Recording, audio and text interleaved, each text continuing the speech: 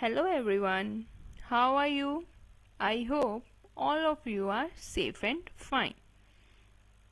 So, today we are going to discuss, or we can say that we are going to complete our previous topic, which is nature of economics. अगर आपने nature of economics की first video नहीं देखी है तो ऊपर आपको आई button show हो रहा होगा, उस आई बटन पे क्लिक कीजिए और पहले जाके वो प्रीवियस वीडियो देख के आइए। उसके बाद अगर आप ये वीडियो देखेंगे तो आपको वो टॉपिक ज़्यादा क्लियर होगा, क्योंकि ये पूरा कंप्लीट एक ही टॉपिक है। टॉपिक थोड़ा लेंथी है इसलिए वीडियो काफ़ी बड़ी हो जाती है, इसलिए हम इसको 2 पार्ट्स में हमने इसको बनाया है। तो आज हम अपना नेचर ऑफ इकोनॉमिक्स का टॉपिक कंप्लीट कर देंगे। तो पिछली वीडियो में हमने पढ़ा था कि is economics a science, economics science है कि नहीं, और उसमें हमने कुछ इकोनॉमिस्ट के व्यूज पढ़े थे कि economics is a social science, कुछ बोल रहे थे economics is not a natural science. तो उन व्यूज को डिस्कस करके हमें पता लगा था कि इकोनॉमिक्स जो है वो सोशल साइंस है। आज हम पढ़ेंगे इकोनॉमिक्स एज अ पॉजिटिव और अ नॉर्मेटिव साइंस। हाँ जी, तो फर्स्ट हमारा है economics as a positive science. आज हम पढ़ेंगे कि इकोनॉमिक्स जो है वो पॉजिटिव साइंस है। इस टॉपिक को मैंने ऐसे पैराग्राफ फॉर्म में नहीं लिखा, बिकॉज पैराग्राफ फॉर्म में तो हर कोई लिखता है। तो अगर आप पेपर में भी, एग्जाम में भी उसको पैराग्राफ फॉर्म में लिख के आएंगे तो कोई भी नहीं पढ़ेगा। अगर आप उसको पॉइंट्स में लिखेंगे और इम्पोर्टेंट पॉइंट्स को हाईलाइट करेंगे जैसे मैंने किया है वीडियो में, देन डेफिनेटली हर कोई जो भी आपका पेपर चेक करेगा वो आपके पॉइंट्स को ज़रूर रीड आउट करेगा कि वाकई जो स्टूडेंट ने लिखा है वो बिल्कुल ठीक है, और आपको उसके पूरे मार्क्स भी मिलेंगे। सो प्रेजेंटेशन बहुत मैटर करती है। आपके पेपर की प्रेजेंटेशन से ही पता लग जाता है कि आपने पेपर किस तरीके से किया और किस लेवल का किया है। हाँ जी, आइए तो स्टार्ट करते हैं। Economics as a positive science. Positive science, अब क्या है पॉजिटिव साइंस वो देख लेते हैं पहले। Positive science is that science which studies an accurate and true description of events. Positive science वो साइंस है जो हमें एकदम एग्जैक्ट और ट्रू डिस्क्रिप्शन देती है किसी भी इवेंट की, कि कोई इवेंट कोई चीज़ हुई तो वो कैसे हुई, कैसे किस वजह से हुई। ठीक है जी, तो ये तो डेफिनेशन। उसके बाद नेक्स्ट है as a positive science economics make positive statements.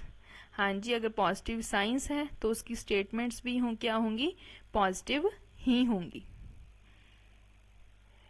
अगर स्टेटमेंट्स पॉजिटिव हैं तो पॉजिटिव स्टेटमेंट्स हमें क्या डिस्क्राइब करती हैं, पॉजिटिव स्टेटमेंट्स हमें डिस्क्राइब करती हैं what was, what it and what will be, क्या था, क्या है और क्या होगा। ये पॉजिटिव स्टेटमेंट्स हमें ये 3 फैक्ट्स को एक्सप्लेन करती हैं। And all the statements are capable of empirical verification. और हम क्या है कि इन जो भी ये पॉजिटिव स्टेटमेंट्स हैं इनकी हम एम्पिरिकल वेरिफिकेशन कर सकते हैं। एम्पिरिकल वेरिफिकेशन मीन्स कि हम इनकी ऊपर रिसर्च करके इनका ट्रूथ, इनकी बारे में डिटेल हम फाइंड आउट कर सकते हैं। उसके बाद नेक्स्ट पॉइंट है, ये जो पॉजिटिव स्टेटमेंट्स हैं ये हमें कोई वैल्यू जजमेंट नहीं देती। हमें किसी भी जो इवेंट है, कुछ भी कोई भी चीज़ हैपन हुई है, क्या हुआ, किस वजह से, उसके ऊपर कोई जजमेंट नहीं पास की जाती, और ना ही उसके रिलेटेड कोई सुजेशंस दिए जाते कि ये ऐसा हो गया तो ऐसे करके इसको ठीक कर लो, या कुछ नहीं, इन चीज़ों के बारे में नहीं। अभी आपको नहीं इतना क्लियर हो रहा होगा, एग्जाम्पल देखेंगे एंड में, उससे आपको ज़्यादा क्लियर होगा। अभी तो इसके मेन जो पॉइंट्स है वो आप याद रख लीजिए, ठीक है। और इकोनॉमिक्स का जो पार्ट पॉजिटिव स्टेटमेंट्स के साथ डील करता है उसे बोलते हैं पॉजिटिव इकोनॉमिक्स। तो इसके मेन पॉइंट्स, इसकी डेफिनेशन कि ये हमें पॉजिटिव साइंस एक्यूरेट और ट्रू डिस्क्रिप्शन देती है हर एक इवेंट की। अब पॉजिटिव साइंस है तो पॉजिटिव स्टेटमेंट्स बनाएंगी। सेकंड पॉइंट ये। थर्ड पॉइंट जो इसकी पॉजिटिव स्टेटमेंट्स है वो क्या डिस्क्राइब करती हैं, what was, what is and what will be. Next is इसकी जो सारी स्टेटमेंट्स हैं उनके ऊपर हम एम्पिरिकल वेरिफिकेशन कर सकते हैं। ये स्टेटमेंट्स हमें कोई भी वैल्यू जजमेंट नहीं देती, ना ही हमें कोई सुजेशंस ऑफर करती हैं। जो इकोनॉमिक्स का पार्ट पॉजिटिव स्टेटमेंट्स के साथ डील करता है उसे बोलते हैं पॉजिटिव इकोनॉमिक्स। अब इसकी एग्जांपल देख लेते हैं। फॉर एग्जांपल, अब मैं एक स्टेटमेंट बोल रही हूँ, India is an under developed economy, कि इंडिया जो है अंडर डेवलप्ड इकोनॉमी है, सबको पता है, इसीलिए ये एक पॉजिटिव स्टेटमेंट है। और इसको हम अब अनडेवलप्ड इकोनॉमी है तो इसको हम रिसर्च करके इस स्टेटमेंट के बारे में वेरिफिकेशन भी कर सकते हैं। बट ये इस स्टेटमेंट से हमें कोई सुजेशन नहीं मिल रहा कि अगर अंडर डेवलप्ड इकोनॉमी है तो इसे कैसे इम्प्रूव किया जाए। ठीक है, सेकेंड एग्जाम्पल देखो, 10th 5-year plan of India will cover the period between 2002 to 2007, कि जो 10th 5-year प्लान था इंडिया का, वो उसमें कौन सा पीरियड कवर होता है, 2002 से लेकर 2007 तक। तो ये एक जस्ट एक स्टेटमेंट है जो कि ट्रू है। इसके रिलेटेड भी हम कोई भी रिसर्च करके एम्पिरिकल वेरिफिकेशन से हम प्रूव कर सकते हैं कि हाँ जी ये स्टेटमेंट ट्रू है, बट हमें कोई सुजेशन नहीं मिल रहा। So this is the positive science. ये तो होगी हमारी पॉजिटिव साइंस। अब हम बात कर लेते हैं अपनी नॉर्मेटिव साइंस के बारे में, economics as a normative science. Normative science में क्या है, is that science that study of which relates to what ought to be, क्या होना चाहिए या क्या करना चाहिए। तो क्या करना चाहिए या क्या होना चाहिए से पता लग रहा है कि हमें कुछ सुजेशंस मिल रहे हैं। ठीक है ना, वो भी आगे देखते हैं। इम्पॉर्टेंट जो लाइन है उसको हाईलाइट करना मत भूलना एग्जाम में। Okay, it's objective is to determine the norms और एम्स। इसका गोल क्या है, ऑब्जेक्टिव क्या है कि एम्स और गोल्स को अचीव करना, डिटरमाइन करना। The science also offers suggestions for solving the problem. हाँ जी, अब जो नॉर्मेटिव साइंस है इसके व्हाट ऑट टू बी से ही हमें पता लग गया था कि ये हमें प्रॉब्लम्स के सॉल्यूशंस के बारे में भी बताती है। अब नॉर्मेटिव साइंस, हाँ जी, एज अ नॉर्मेटिव, अब नॉर्मेटिव साइंस है तो ये नॉर्मेटिव स्टेटमेंट्स बताएगी, क्रिएट करेगी। ठीक है जी, और ये जो स्टेटमेंट्स होती हैं ये हम एम्पिरिकली वेरीफाई नहीं कर सकते। और वो पार्ट इकोनॉमिक्स का जो नॉर्मेटिव स्टेटमेंट्स के साथ डील करता है उसे बोलते हैं नॉर्मेटिव इकोनॉमिक्स। ठीक है जी, अब बेसिकली मेन क्या पॉइंट हो गए नॉर्मेटिव साइंस में। पहला, वो साइंस जो हमें बताती है what ought to be, it's objective is to determine aims और नॉर्म्स। थर्ड पॉइंट, हमें सुजेशंस ऑफर करती है। उसके बाद fourth point, economic science make economic normative science makes normative statements. उसके बाद ये स्टेटमेंट्स एम्पिरिकली वेरीफाई नहीं कर सकते, और जो इकोनॉमिक्स का वो पार्ट जो नॉर्मेटिव स्टेटमेंट्स के साथ डील करता है उसे बोलते हैं नॉर्मेटिव इकोनॉमिक्स। तो आइए अब हम एग्जांपल्स देख लेते हैं इसकी। Example first, prices should be stabilised, कि प्राइजेस को हमें स्टेबल रखना चाहिए। ठीक है, ऐसा करना चाहिए। तो इस स्टेटमेंट में आपको क्या एक तरह से सुजेशन मिल रहा है कि हाँ जी प्राइजेस को स्टेबल करो, नहीं तो इकोनॉमी का जो बैलेंस है वो खराब हो जाएगा। सेकेंड एग्जाम्पल देख लो, distribution of income should be equal, कि जो इनकम है वो इक्वली सब में डिस्ट्रीब्यूट होनी चाहिए सो डैट इम्बैलेंस ना क्रिएट हो। तो इसमें सुजेशंस मिल रहे हैं स्टेटमेंट में। तो ये क्या हो गई, नॉर्मेटिव साइंस। इसलिए हम बोल सकते हैं कि economics is both a positive और नॉर्मेटिव साइंस। जो इकोनॉमिक्स है वो पॉजिटिव भी है और नॉर्मेटिव साइंस भी है। हाँ जी, यहाँ तक तो था कि साइंस का टॉपिक। अब हम बात करेंगे कि इज इकोनॉमिक्स एन आर्ट, कि क्या इकोनॉमिक्स आर्ट है। आइए कुछ इकोनॉमिस्ट के व्यू देखते हैं। According to Walras and Robbins, economics is not an art. Walras और रॉबिन्स बोलते हैं कि जो इकोनॉमिक्स है वो आर्ट नहीं है. Contrary to it, Pigou says that economics is not only a science but an art as well. जो पीगू हैं वो बोलते हैं कि इकोनॉमिक्स सिर्फ साइंस बट आर्ट भी है. अब सबके अपने अपने, क्योंकि डिफरेंट डिफरेंट इकोनॉमिस्ट हैं, सबके अपने अपने व्यू हैं. कुछ बोलते हैं वो आर्ट नहीं है इकोनॉमिक्स, कुछ बोलते हैं वो साइंस है साथ में आर्ट भी है. तो आइए सबसे पहले हम आर्ट का मीनिंग ही क्लियर कर लेते हैं कि व्हाट एन आर्ट इज, कि आर्ट क्या है. आइए आर्ट का मीनिंग देखते हैं. Art is the practical application of knowledge for achieving some definite aim. कि आर्ट क्या है, एक प्रैक्टिकल एप्लीकेशन है कि किसी चीज को प्रैक्टिकली करके अपनी नॉलेज का सहारा लेके हम उस गोल को अचीव कर सकें.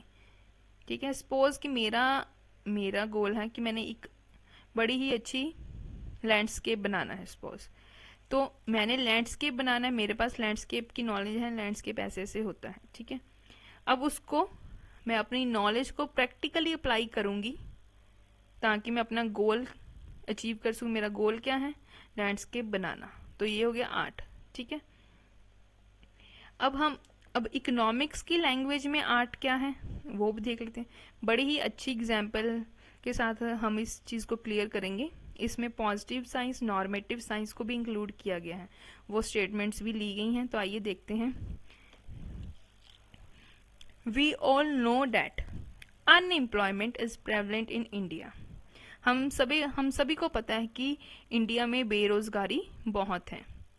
अब unemployment is prevalent in India, तो ये स्टेटमेंट क्या है. This statement is obtained from economics as a positive science.